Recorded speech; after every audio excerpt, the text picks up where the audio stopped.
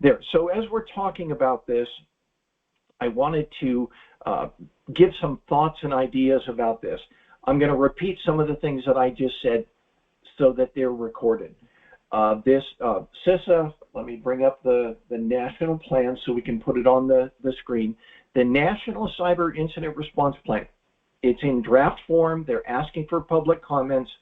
And I went through this and examined for customer, for client, for user, Kate's word for citizen, for consumer, and those words are not in this plan at all. Okay, so as I look at this, if we're talking a national plan, then it should apply to the nation, not just to the nation's service providers. So as we're talking about it, I think that we've stumbled on a great idea. We're going to put together comments, and I really want everybody to use your words when you're talking about this. Don't just use my words and remix them. Take a look at this and say, yeah, if I were writing the response, I'd want to say this. The reason is I speak and I put words together from a very different perspective than the rest of you do.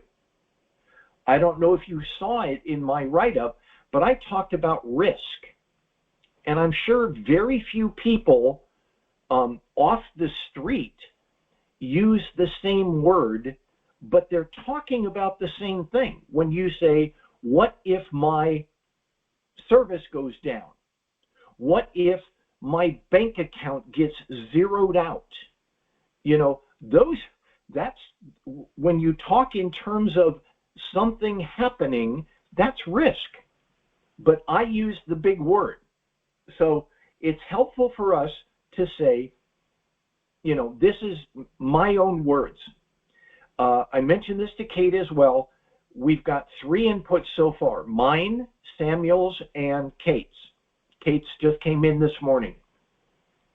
We should, if anybody's interested in helping to put all of these together into one single unified document that we're going to file, let me know. I want your help. Also, for everyone that's participating in this, whether it's on Facebook, whether it's in email, or whether it's here on our live webinars, I'm collecting your names. So, for example, Ron, you just connected in. Anderson, you just connected in. Twyla, you just connected in. Your names are going to be recorded on this as being CyberSecurity Sensei mentorship team members. And this report that we're going to write is going to be in our name with all of our names included. The reason I'm doing this is that this response is going to be placed into the United States Federal Register.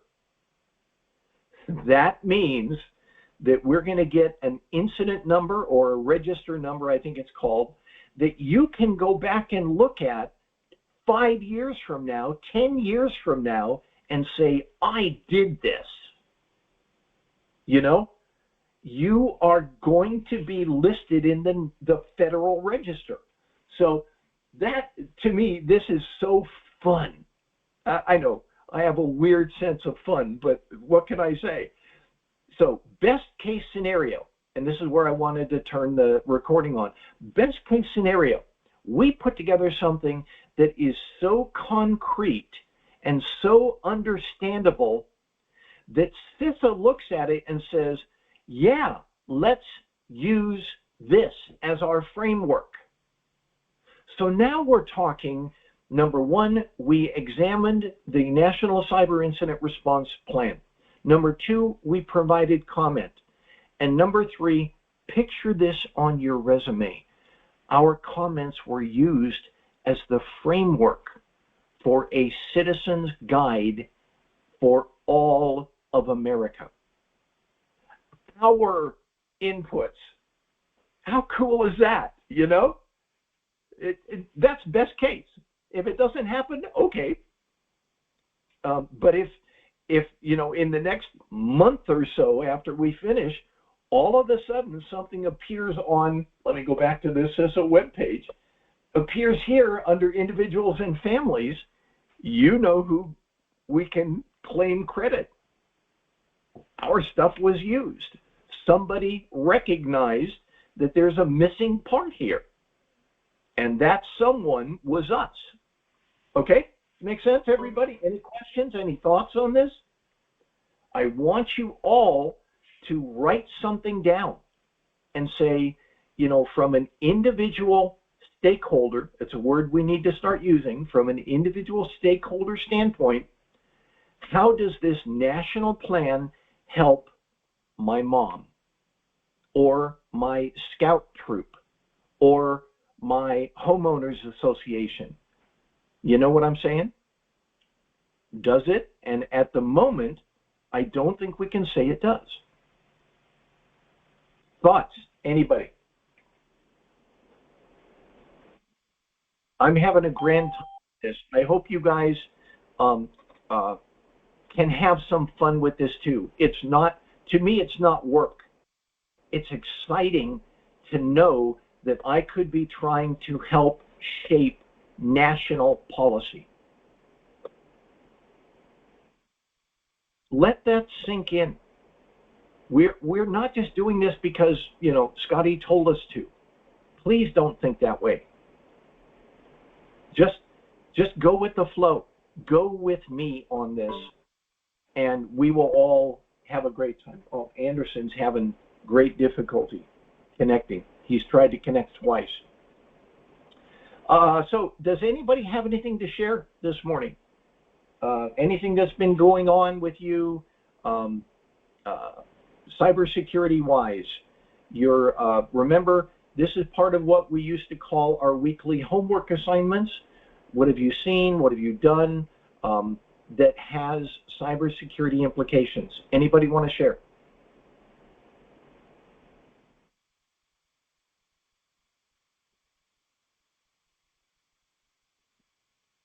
I've shared already with Scotty that I'm very worried with this doxing term, and I'm a bit looking info on it and how to combat it, and yeah, so that's a big topic that needs to be considered. Yeah. Kate, if you could find some like a website that sort of encapsulates this or describe your thoughts on it, and drop it in, I don't care, drop it in LinkedIn. That could be another one of your posts, by the way, in LinkedIn. I don't know if you guys have noticed, but Nerman has started a YouTube channel. Kate is doing individual posting. I think it's on LinkedIn, isn't it? You're doing blogs? Yeah, blog on Medium. Yeah. So all of those things are what you can put into your resume, and they get you known.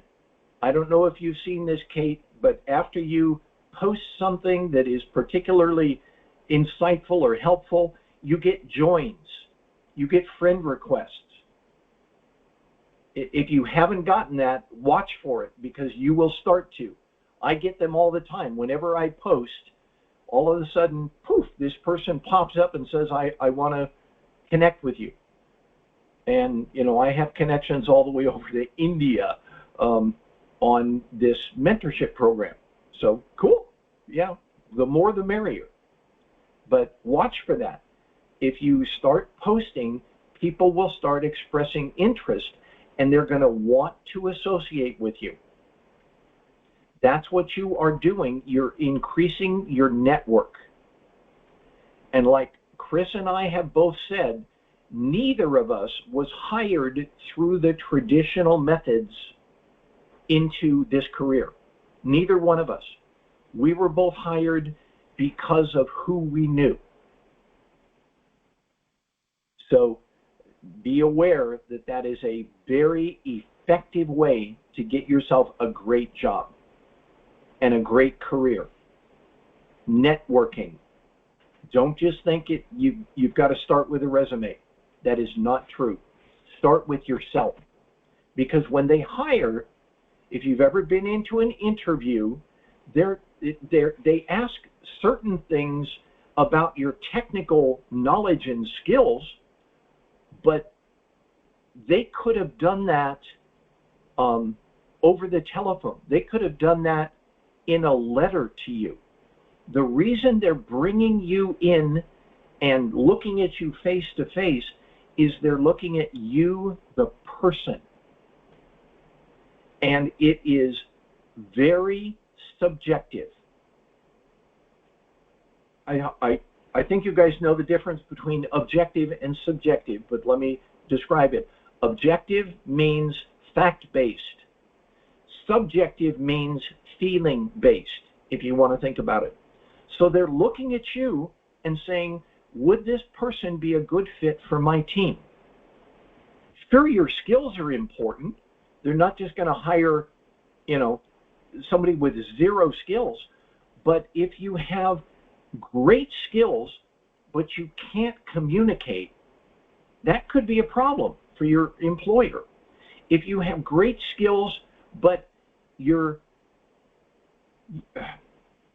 don't smile, nothing is fun to you. Nothing causes you to get excited. You're just sort of like, yeah, I'll do it.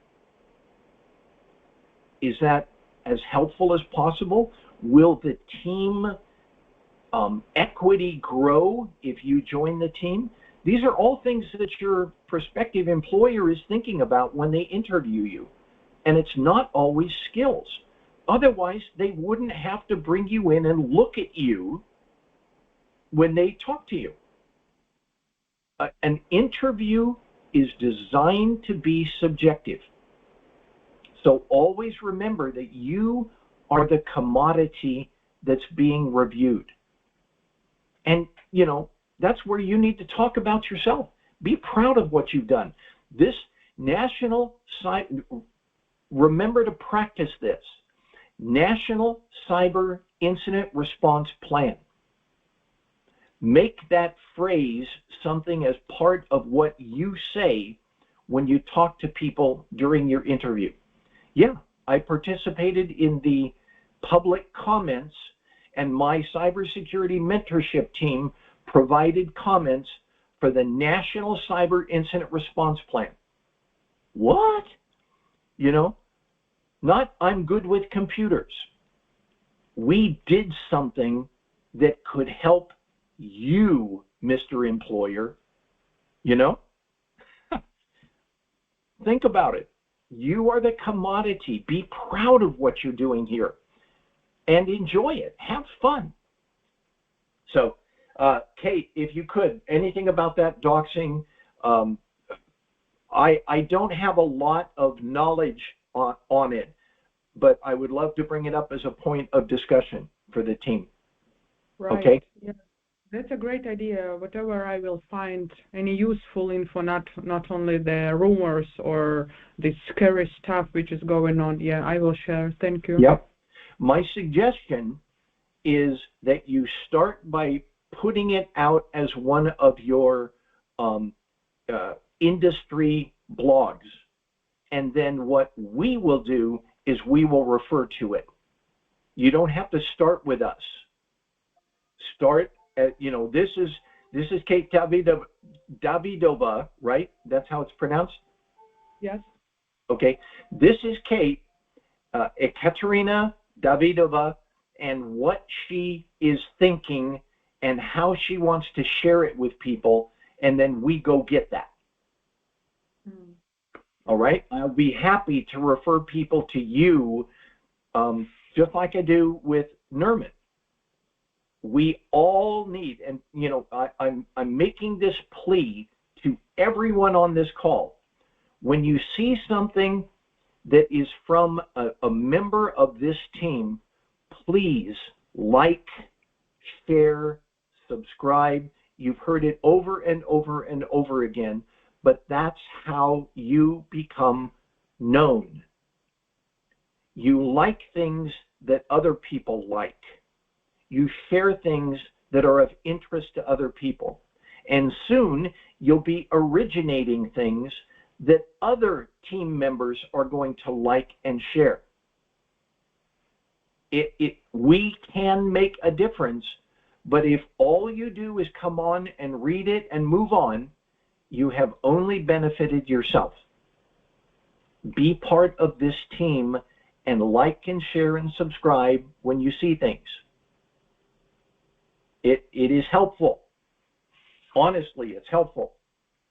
So let's see, what else was I going to cover? Oh, I wanted to remind everybody, we started to do this. I put this out in November for people to provide your thoughts on, and didn't get much of a response. I still want your thoughts on this. If what I'm doing here, if it could be stated in a better manner or a better example or something like that. These are not carved in stone. All right? This is something that I'm saying. These are the cyber safety nibbles from our mentorship team. And I put together 15 of them. And these are all, normal things. Here's 12. It says, they are listening. Limit what you share online. Your family and friends may hear, we're away traveling for the next 2 weeks, but the burglars do too. See what I'm saying? Safety, how to be safer online. And what you share could make a difference in who breaks your windows and gets into your house. Make it obvious to them, things like that. So I put together these 15. It could be 50 for all I care. But they're cyber safety nibbles. I'm still looking for someone to help me put these into a small graphic that we can publish and say, here are the nibbles from the CyberSecurity Sensei mentorship team. I'm not good at doing graphics. I'm not good at doing documents that somebody can plug into. I'm just going to use this as an example. Into a brochure or a folder that makes it look good. This is NextCare, but I'm not good at that. So if I could get someone to say, gee, I can do that. I'm good at desktop publishing or whatever, so that we end up with, so far, 15 of these that all look alike. And, we'll have CyberSecurity Sensei at the bottom. Also, because I'm doing this and I'm, in charge of New Song Ministries, I sort of put these two together so that we have reach into the church. Because I'm the go-between between cybersecurity and the churches. So this is something that other people don't do very much. So let's use that. So I put these 15 together, and then I was talking with somebody from our local, I think you guys know that I teach at our local recreation place here in Arizona, and I've had anywhere from 11 to 18 people at a time pay money to come into my class and learn some of these things. Of course, I talk about them in more detail, but I'm still not, I still don't believe that I'm reaching everybody. They publish a catalog, they do an online, search for classes and stuff, but most of the classes are ceramics or yoga or hiking or making jewelry, because this is a retirement area in Arizona. They're not looking for cyber safety classes. So my class is sort of tucked into this catalog, and I really don't believe people are seeing it. So I'm about ready to put forth this idea. I attended a meeting where they had a bunch of their instructors together so we could learn about each other. And one of the instructors teaches yoga. And of course, the yoga classes, you pay $20 for the class or whatever, and you get to go to this class. But then they mentioned that she does once a month a 1 hour free yoga class. 1 hour free. And it's just, a starter yoga. And I said, well, that's kind of cool. How many people do you get in the class? And she said, it is booked solid with a waiting list every month. 50 students with 30 people waiting for someone to drop so they can get in. So 80 people a month express interest in it. And I'm like, ooh, I want 80 people to be able to get this cyber safety stuff. So I took these cyber safety nibbles and I put them together last night and this morning into something that I call Free Cyber Safety Hour. And I have proposed this to the Green Valley Recreation Program Manager and said, I will teach free once a month cyber safety. And guess where it comes from? Check this out. Taken from Cyber Safety Nibbles, 15 Days of Cyber Safety by the CyberSecurity Sensei Mentorship Team. And then I point out, I say, oh, by the way, I have a longer course that costs money, $20, Cyber Safety for Retirees, that covers most of these topics. And then I say, we got 15 topics. I got to cover it in 60 minutes. I'm going to give out one handout that has all those 15 topics. And then all I do is I go through these topics. So I've got about 4 minutes each for each of these slides. And these are the cyber safety nibbles. See what I'm saying? So, number one, I hope it increases awareness. But number two, we're using the same information, just reworking it into different formats. Same information. And by the way, this slide deck is available to anyone. I will help you get your name up at the top here. And you could present it to your Cub Scout pack. You could present it to your book club. You could present it to your class at college. Talk to your instructor and say, hey, I want to do a cyber safety hour. This is how my mentorship team and I address the public. See what they say. Make sense, everybody? Do you have any thoughts on this? Provide some feedback. Tell me if you think it's good or stupid or whatever. I'm just trying to help you so that you can get yourself known, and people will then value you when you come into a room. Thoughts?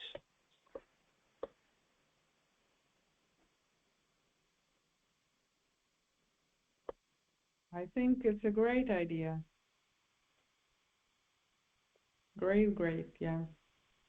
And at the very end, thank you, Kate. At the very end, I said, if you found it informative, tell your friends. In other words, I want more people, as many as possible to get the benefit of this information. And then I said, if you want more, sign up for the class.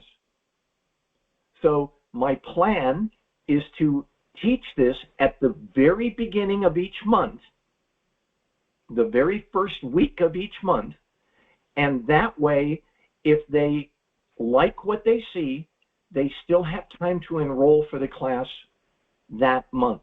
They could immediately go home and enroll, and they'd be back in class later that week. To me, this is a plan that you could do easily. You can take this slide deck, you can take the cyber nibbles, whatever, Just say, this is what my team and I put together so that we can help the public become more aware, so you can be safer. Print it out. Give it to people. You know, the cyber nibbles, my original thought was to put them into, little, I'm going to say, little graphics like this that you could then tell people they could put it in their newsletters or on their website.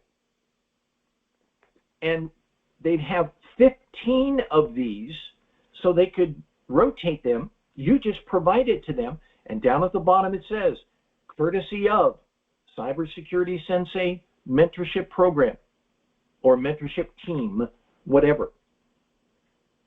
So that people then go, hey, I got all of these things that are in our newsletter, they came from you.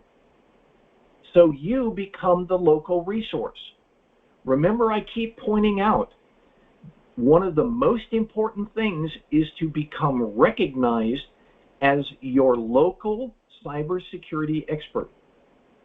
No matter how little you think you know more than most people. You really do. And people will value you when you share that. You will help them live a better life. Does that make sense? I know I always say that, but I'm trying to this is not a one-man band. This is not the Scotty show. I'm throwing out ideas.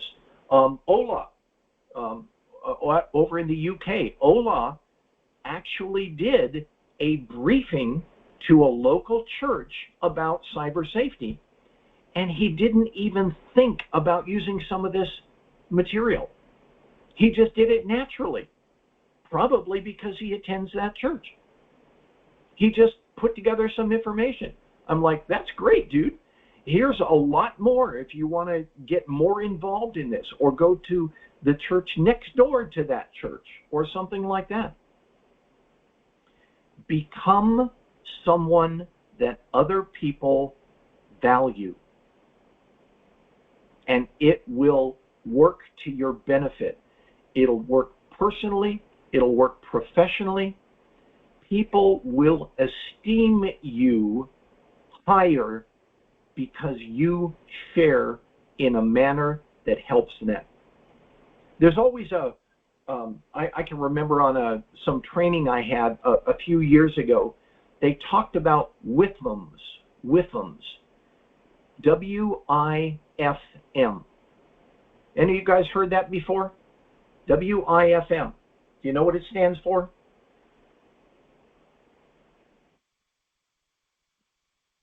Or W-I-I-F-M? Anybody remember?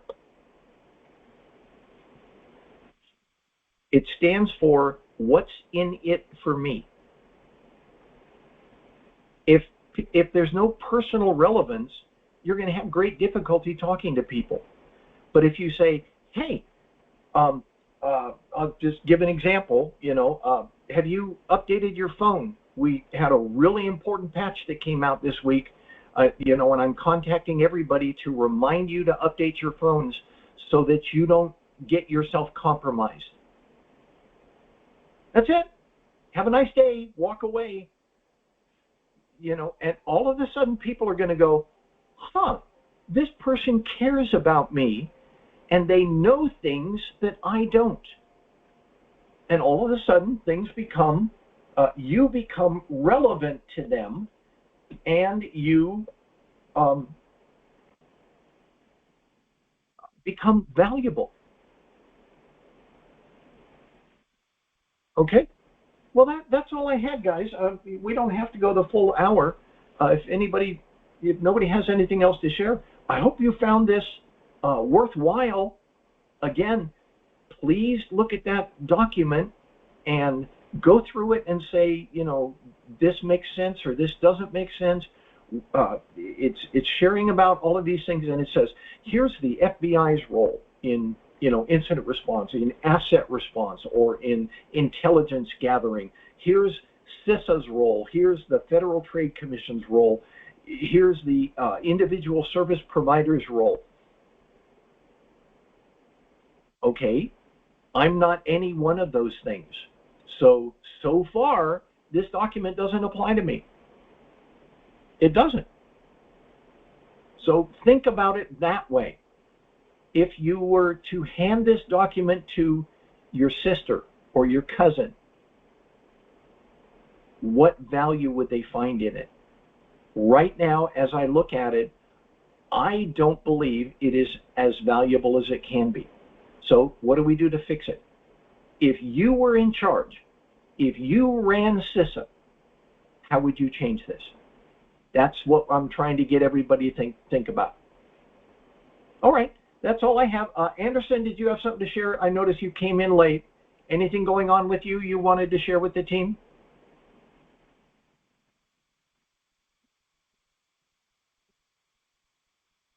I know that you had connection difficulties, so and nobody has typed anything into the chat. So, all right, Ron, you good?